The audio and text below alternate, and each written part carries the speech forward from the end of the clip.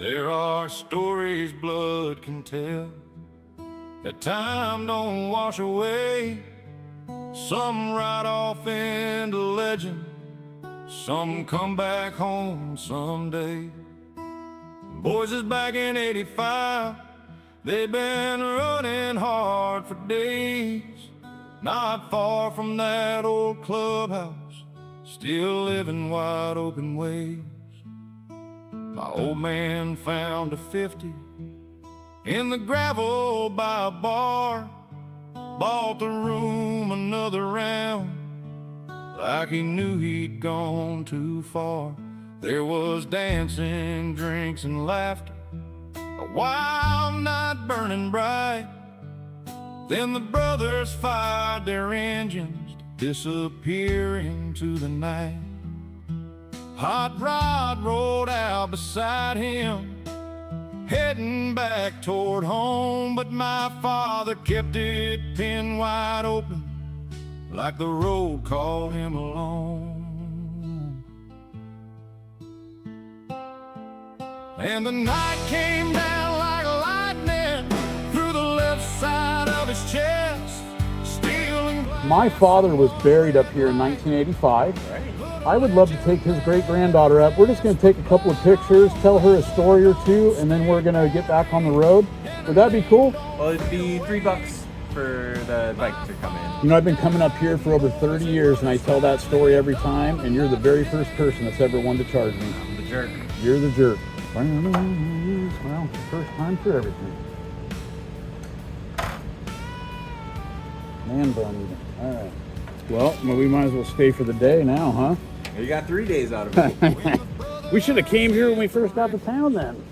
They could hear it blocks away, and the law was at the roadside, trying to strip his soul away, trying to take the colors right there off his back.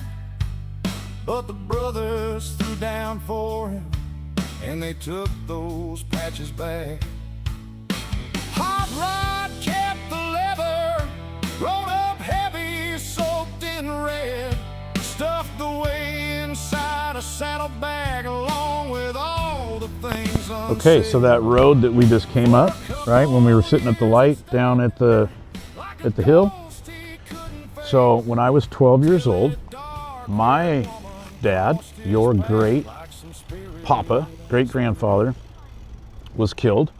And I was 12, so I was just a few years older than you are now. And his funeral was here at the Yaquina Head Lighthouse in Newport, Oregon. He grew up here in Newport, and I was born here in 1973. And the day of his funeral, when we were driving up, the road coming up here was lined on both sides of the roads with motorcycles. And it really made a huge impact on me. I was like, holy Moses, you know, it was really cool, you know. And anyhow, we'll walk up here. So when we got out of the car and we were walking up here, there was fellas and girls, you know, all of his friends and family all over. I don't know how many people were here. I was 12, so I would be probably over exaggerating a number, but there was a lot of people here, and that's a lot of motorcycles to line the the road coming all the way up this mountain to this lighthouse. But there was a lot of people, and they had allegedly cut the fence open up here and were out on the cliffs and stuff, just hanging out and celebrating.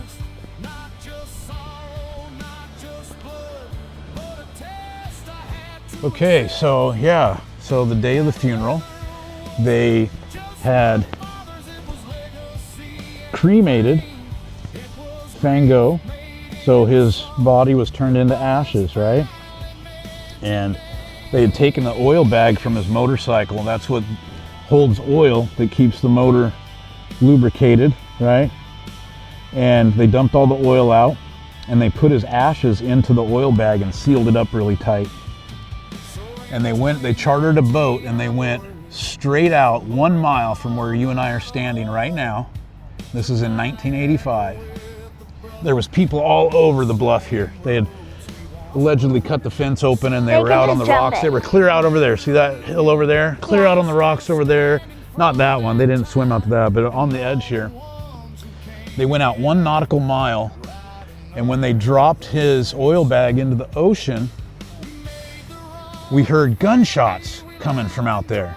And all of a sudden, everybody up here on the bluff started firing their guns off. And for Papa being 12 years old, that was a pretty significant deal for me to see, you know, and be a part of.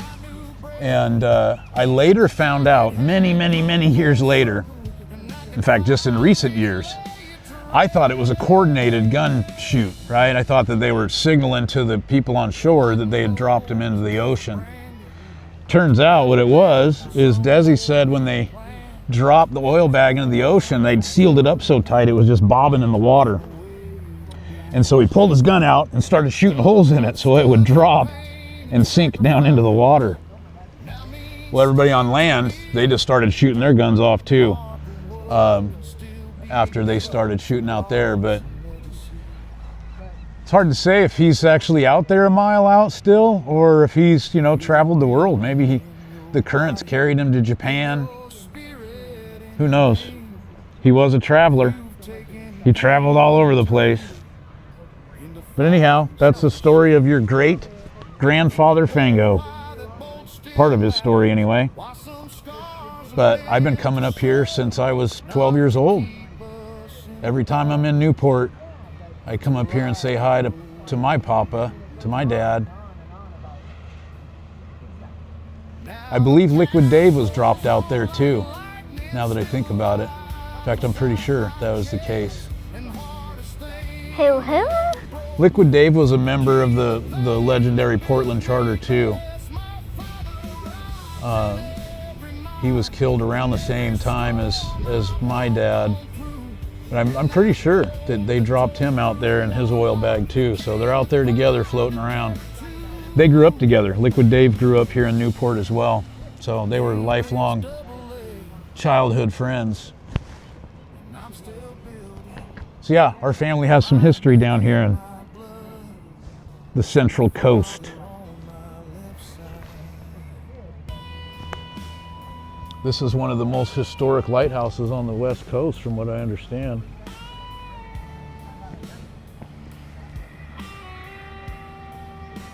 Pretty cool, huh?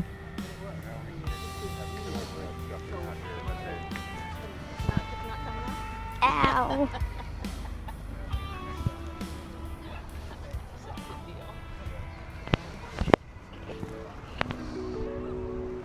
Here, stand up here.